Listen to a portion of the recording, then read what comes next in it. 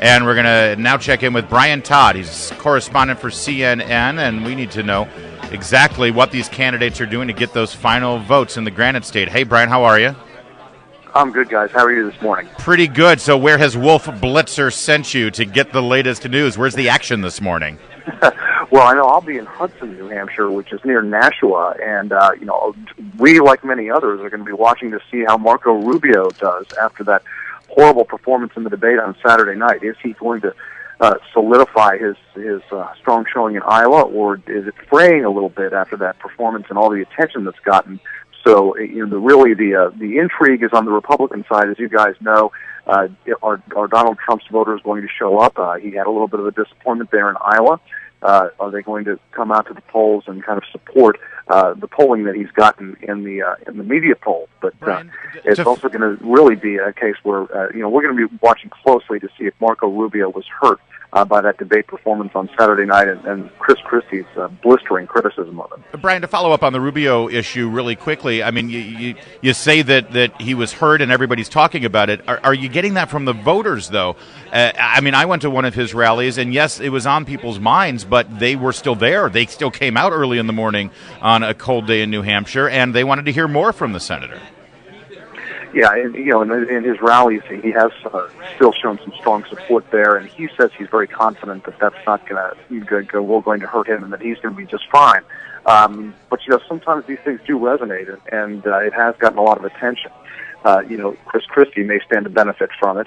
John Kasich may stand to benefit from it. This was supposed to be the primary where Marco Rubio was hopefully, at least for him, going to solidify the mainstream Republican vote. Now it looks like it could be divided once again between possibly him, Bush, Christie, and Kasich. And Trump, of course. So it's really going to be a case where we're going to be watching very closely to see if Marco Rubio's supporters and come out today.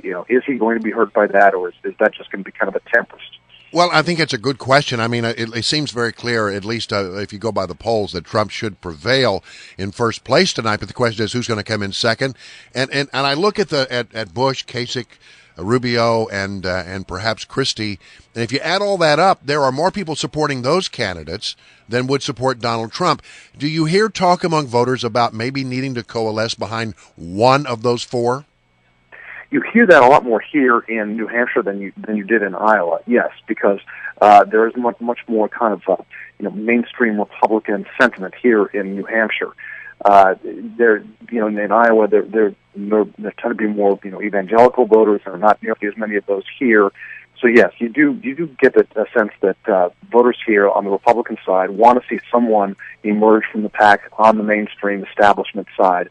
And but the question is, is that are Trump's voters going to show up? They didn't show up the way he wanted them to in Iowa. Are they going to here in New Hampshire? That is going to be a key test. If he has another performance here in New Hampshire like he did in Iowa, there are going to be some serious questions about whether his lack of a ground game and his performance at rallies, his performance at debates are going to be enough to carry him. Are you hearing from voters at all about what their top issues are? What's motivating them to pull that lever? I sometimes get the sense from the voters that I've been talking to at these rallies that what motivates them most, at least on the Republican side, is who can win. They really pride themselves in choosing the winner. They really do, and I hear that from voters here as well. They want to pick someone who is going to, on the Republican side, going to challenge the Democratic nominee, likely Hillary Clinton, even though Bernie Sanders should win tonight here. But yeah, they want a winner here. But they also, of course, like everywhere else, the economy is a huge issue.